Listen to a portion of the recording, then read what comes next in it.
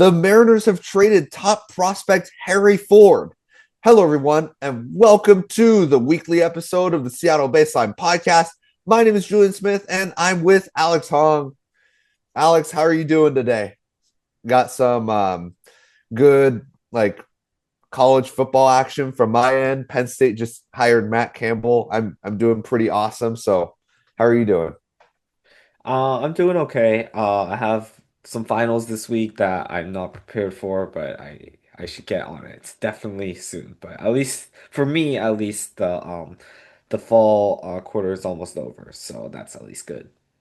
How about you? Yeah, for me, I don't have many like final tests because my classes are more so project and essay based. Mm-hmm. But I mean the essays are like I have a 6,000 word essay that I'm writing right now, and Oh, it yeah. is At least I don't have to do that. yeah. So it's a give or take, like it's a trade-off. But speaking of a trade-off, we have to talk about trading Harry Ford and who was the other guy? So essentially we traded Harry Ford and then right-handed pitcher who's not even ranked in our system, Isaac Leon. I don't know. From I guess he was GCU. just yes. Yeah. In exchange for Jose Ferrer from the Washington Nationals, right? So it's obviously a pretty big trade. Harry Ford was our fourth ranked prospect in our system, even though he did play for, but he didn't play very much. So he's still considered a prospect, of course. And yeah, this trade, um, I wasn't fully expecting Harry Ford to be traded this early. I know the Mariners wanted to trade Harry Ford like in the deadline, like around time of the deadline. And then that didn't happen, obviously. And then I know they want to trade him like here. So, Julian, what are your initial thoughts on the trade? Like, what was your like spontaneous reaction to the trade? My spontaneous reaction was a little bit underwhelming. I thought for because Harry Ford in my mind is like that's one of our blue chip prospects. This is like the trade value must be really high for Harry Ford, and we traded for a guy who in 3 years in the big leagues hasn't touched a ERA below three, and so especially for a relief pitcher. So I thought this trade was underwhelming at first, but quickly as I started to look more into what Jose Ferrer does, it's I don't think it's as bad of a trade as people thought. I think, and I definitely am on the same boat.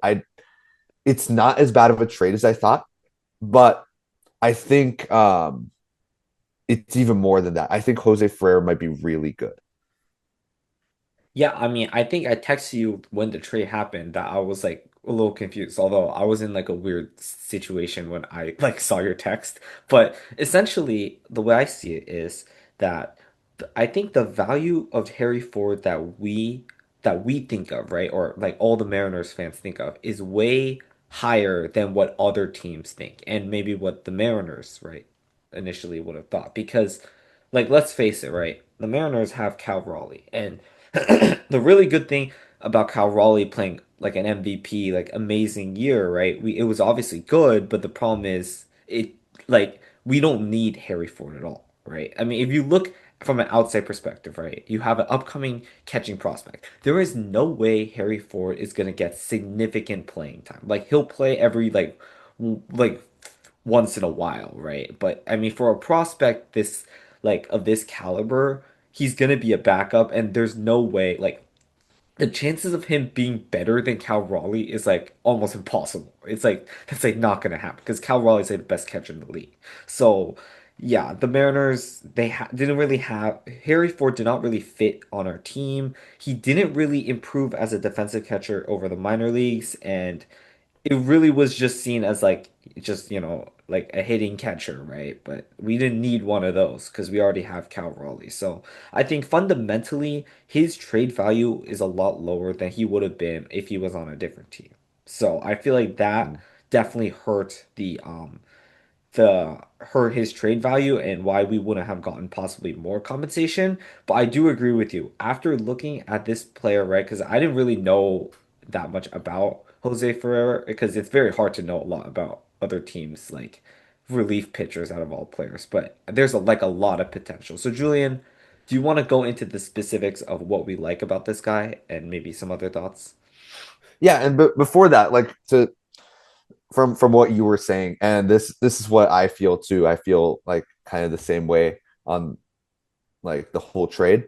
I think it's like in economics, it's like comparative advantage where the Mariners have the catcher advantage, and we need relief pitchers. We need high leverage relief pitchers, and I think that we traded away somebody who clearly wasn't going to be a fit, and we traded him to somebody who's going to see him as a fit. I think this trade is a win-win, especially because of what I'm going to about talk about Jose Ferrer in a minute here. But I think that this trade was an excellent creative move from Jerry Dipoto.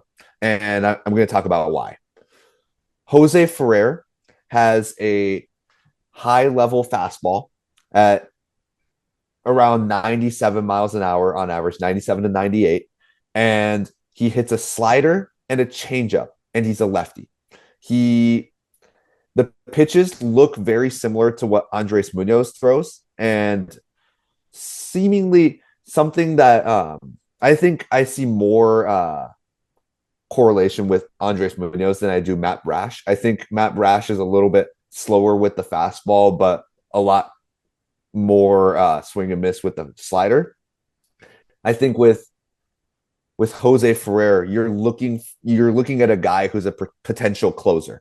His pitches, the swing and miss that he gets, the low walk rate, the low home run numbers, everything points to this guy being able to shut down another team. And I think the Mariners cashed in on Harry Ford on a guy who clearly has the potential to be the next Andres Munoz or lefty Andres Munoz or Aroldis Chapman.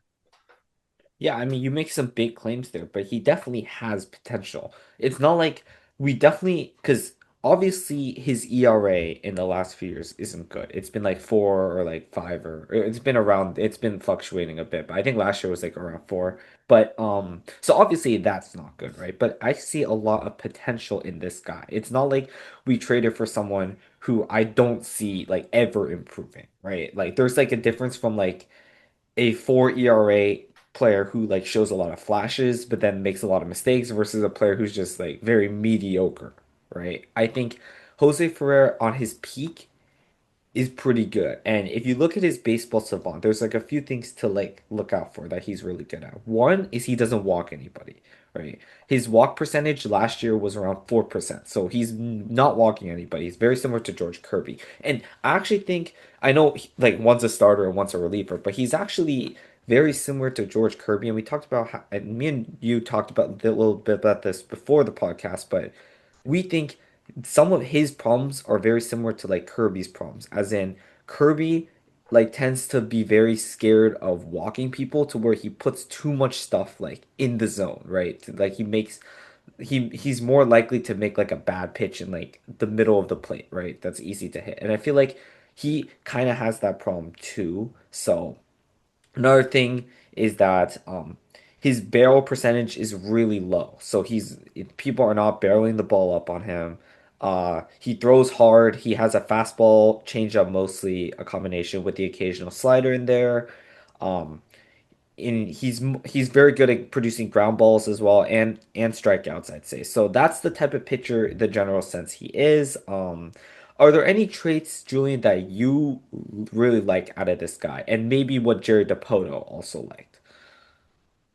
A good fastball. I think a good fastball and a low walk rate are two of the things that the Mariners really value in their pitchers. I Hmm. mean, you just talked about George Kirby, but another one is Brian Wu. He goes 6 innings like every time. He had a whole streak going of 6 innings or above because he's efficient and he puts the ball in the zone. With Jose Ferrer, it's a little bit different because he's a relief pitcher, but at the same time, I think strike one puts the pressure on the batter. Ball one doesn't. Ball one, now the batter's in the driver's seat, and now if they swing at it, it's only 1-1. But if they swing at a 0-1 pitch, now it's 0-2.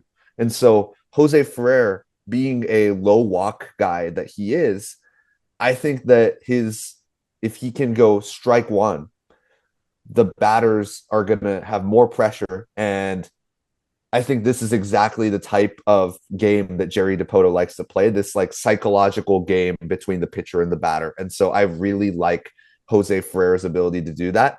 And also the changeup moving downwards and the slider also moving pretty sharply downwards. I think it gets a lot of swing and miss. The changeup, not as much. I think the changeup is more of a sideways moving thing compared to the slider. But Mhm. overall, I think the swing and miss he gets, the high whiff rate at 50, I forgot the exact number, but 50 something percent is really good.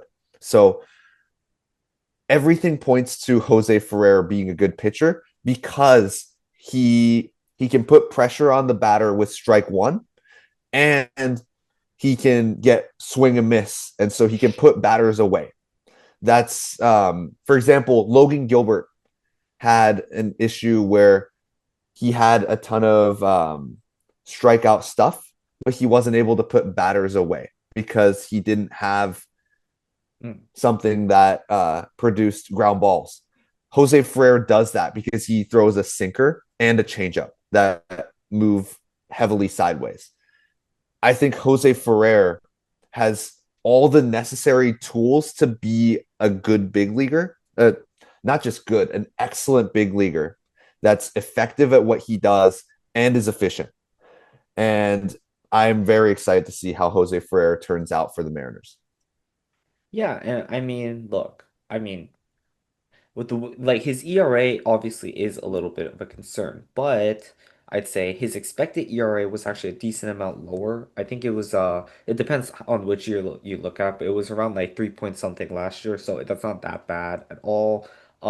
There's some other stats you can look at that maybe he got a little unlucky, right? But his whip is going to be good, right? The fundamentally the type of pitcher he is, right? His whip last year is actually like 1.2 something, which is like similar to I think Matt Brash. So I don't think he's like this bad like pitcher, right? Like if we think of our pitchers last year who we really didn't want to see out there, that would be like Legumina. I mean, no shade to these guys, but if these guys were in the game was probably over. Like we were probably losing by like 7 runs or something, so we throw them in here, right? But I feel like this is a player that I think, especially the Mariners, they think they can develop, right? Because you would not go out and trade for this guy, right? Unless you thought you can fix him, okay?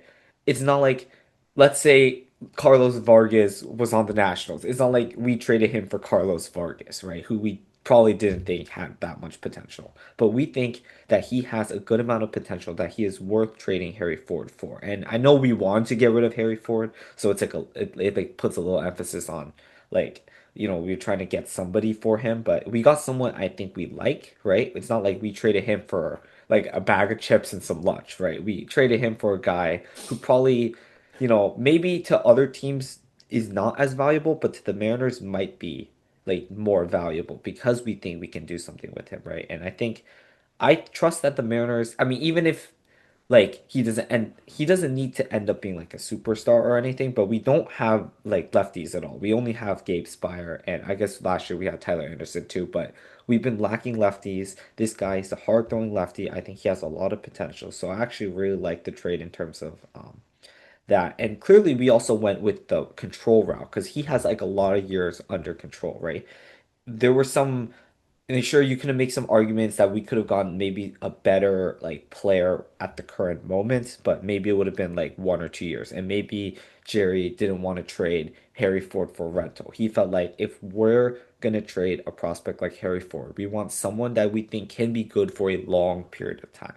So we're trading like a very high Exactly. controllable player for another high controllable player, rather than trading a high controllable player for like a 1 or 2 year rental. You know what I mean? So I feel like that also went into the decision making as well.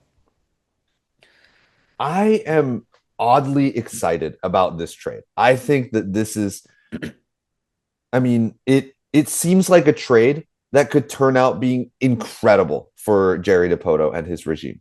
I think that like the initial reaction, and we mentioned this earlier, was something along the lines of whoa, we traded Harry Ford for who now? You know, like 3 years in the big leagues, he had a sub 4 ERA once in his second year.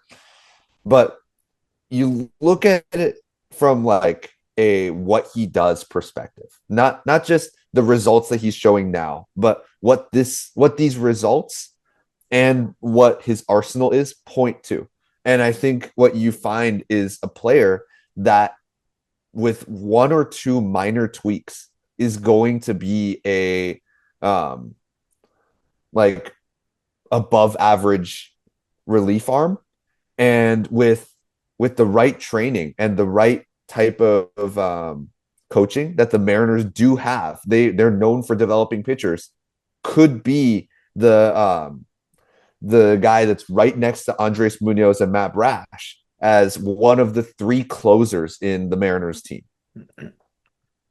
Yeah, I definitely agree. And he's like a lefty, right? Which is good because we have no lefty starters at the current moment. We have like two lefties like I talked about. So I think that's pretty important as well. And one other thing, right? Even if let's say he doesn't end up what we want to be. Let's say he ends up being like a Gregory Santos situation, right?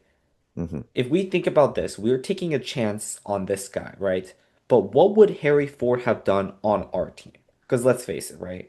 Even if Harry Ford ended up being a decent player, he's not starting over Cal Raleigh. He is at most a backup catcher because I think we tried to possibly develop him maybe in the infield, didn't work out, right? He kind of can only play catcher. What where he's gonna be, he could be like a solid backup catcher, but that's like about it, right? Because he can't, there's no way he's going to get on the field consistently enough for his hitting to be worth it. I mean, I guess we could have, like, guess he could have been like a DH, but that's still like a little iffy, right? Because I mean, it's just like very hard for it was very hard for Harry Ford to find a path to success in Seattle, in my opinion. So I feel like that's also why I'm okay with giving up Harry Ford. It'd be one thing if we were like the Phillies, who like, they're clearly like in a catcher demand right now because Raul Muto is not going to be there, or Real is not going to be there for very long, and you know right? And we have him to come up. But in this situation, right, Harry Ford, like I said, is not going to play. And maybe the question now is, what are we going to do at backup catcher? We can Yeah. re-sign Garver, right, for like a few $1 million, right? He's not going to be as much expensive as what we had originally paid him because Garver was a pretty good backup catcher in my opinion, right? He's a good defender. He can hit against lefties, right? There were some value in Garver. And let's say Garver doesn't come back. There's plenty of other guys out there, right, that who can play. And Cal Raleigh is still going to hit every single day, right? So I feel like for the backup catcher, if we get like a defensive catcher primarily, that's okay with me personally. Because I don't think we need like we already have like the best like catcher in the league in terms of like hitting and like honestly defense, like pretty good as well. That I feel like if we just sign like a cheap backup catcher, that'll be okay with me. And Mitch Garver knows our players really well, our pitchers really well. And I think George Kirby really liked working with Mitch Garver, and he said that countless times. And Hmm. so to have a catcher like Mitch Garver at the as a backup, I think is a really good I think is a really good contract. I don't think he's going to cost more than 1 year, 3 million or $4 million. And Yeah. so I think I'm really yeah, this whole situation that the Mariners are in right now is really exciting. I think by trading Harry Ford, you step out of that equilibrium square and you're able to pursue something in Jose Ferrer that is outside of what you were able to do without trading Harry Ford. And so this is going to be a really interesting move for the Mariners. I'm excited to see him this spring training. I think he's gonna look like what he's supposed to look like with the type of arsenal that he has and the type of walk rate that he has. I think the Mariners are going to work on him really well. Yeah. Okay. Do you have any other thoughts? That's those are some good thoughts right there. And this off season, we it's been We've already signed Naylor, right? Now we've made this trade, right? There's still a lot more to come, right? The winter meetings are happening probably right when we're talking right now, right? So there's still a lot of stuff to happen in the offseason. But yeah, we bolstered our bullpen a little bit. We got rid of a player who really didn't have a pathway to success on our team. So I'm completely fine with this move. Yep. I think this was a really good trade. I'm excited to see where it goes. So thank you everyone for tuning in. Check us out on Spotify, Apple Podcasts, and our beautiful faces on YouTube. Check out our Instagram. And as always, go Mariners. Go Mariners.